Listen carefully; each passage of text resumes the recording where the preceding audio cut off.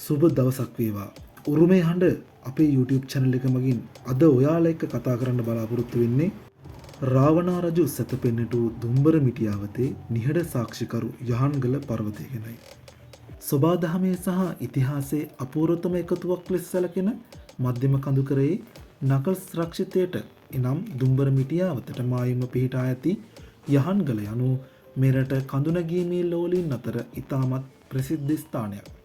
දුර සිට බලන විට විශාල ඇඳක් හෝ යහනක් ලෙස දිස්වන සමතලා මුදුනක් සහිත මෙම දැවැන්ත ගල් පර්වතය මුහුදු මට්ටමේ සිට මීටර් 1200ක් පමණ උසින් පිහිටා තිබෙනවා.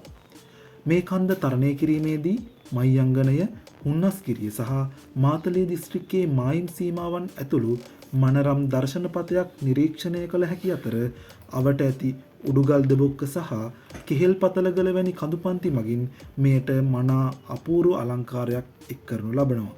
යහන්ගල වටා ගෙතී ඇති ජනප්‍රවාදය සහ ඓතිහාසික පසුබිම දෙස විමසා බලන කල පෙනී යන කාරණාව නම් දේශීය විශ්වාසයන්ට අනුව හෙළයේ මහා රාවණා රජුගේ දේහය තැන්පත් කර ඇත්තේ මෙම කන්ද තුළ ඇති රහසිගත ස්ථානයක වන අතර රජු මිය නොගොස් තවමත් එහි සැතපී සිටින බව ගැමියන් විශ්වාස කරනවා. ඒ නිසාම මෙම ස්ථානය පූජනීය ස්ථානයක් මෙන්ම බලගතු ස්ථානයක් ලෙස සලකන ප්‍රදේශවාසීන් කන්ද තරණය කරන්නට පවසන්නේ කිසිදු ආකාරයෙන් අගෞරවයක් හෝ පරිසරයට හානියක් වන ආකාරයට හැසිරීමෙන් වැළකෙන ලෙසයි. මෙම අද්භූත හා ඓතිහාසික සම්බන්ධතාවයන් නිසාම යහන්ගල සංචාරකින් අතර මහත් කුතුහලයක් ඇති කරන ස්ථානයක් බවට පත් වී තිබෙනවා. ස්වභාවික සෞන්දර්ය අතින්ගත් කල යහන්ගල යනු ඉතාමත් සංවේදී පරිසර පද්ධතියක් වන අතර පතන තනබිම්, මාන පඳුරු සහ කුඩා වනාන්තර ප්‍රදේශවලින් මෙම කලාපය සන්නද්ධ වී තිබෙනවා.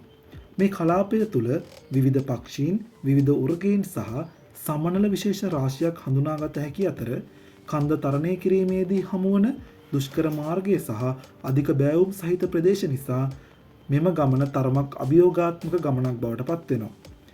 කන්ද මුදුනට ළඟා වූ පසු දැනෙන සිසිල් සුළඟ සහ නිදහස සියලු වෙහෙස නිවාලන බවත් විශේෂයෙන්ම රාත්‍රී කාලයේ කූඩාරම් ගසා රැය ගත කරන්නන්ට අහසේ තරු සහ පායන හිරුගේ මනරම් දර්ශනය මෙහිදී විදහාගත හැකි අමතක නොවන අත්දැකීමක් බවට පත්වෙනවා නොඅනුමානයි.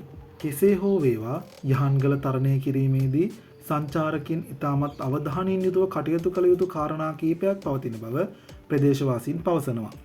කඳුමුදුනේ පවතින අතිශය තද සුළං නිසා කූඩාරම් ගැසීමේදී සහ ගමන් කිරීමේදී කල්පනාකාරී විය යුතු අතර වර්ෂා කාලවලදී ඇතිවන දැඩි මීදුම නිසා මාර්ග සොයා ගැනීමට අපහසු විය හැකියි. එමෙන්ම මෙම පරිසර පද්ධතියට හානි වන අයුරින් ප්ලාස්ටික්, පොලිතින් හෝ අපද්‍රව්‍ය බැහැර නොකිරීමට සෑම සංචාරකයෙකුම වග බලා ගත යුතු බවත් ස්වභාව දහමේ අසිරිය විඳින අතරතුර එහි පවතින නිහඬතාවයට සහ ගෞරවයට හානි නොවන අයුරින් කටයුතු කිරීම මෙම අසිරිමත් උරුමය අනාගතයට රැකදීමට මහත් පිටුවහලක් වනු ඇත.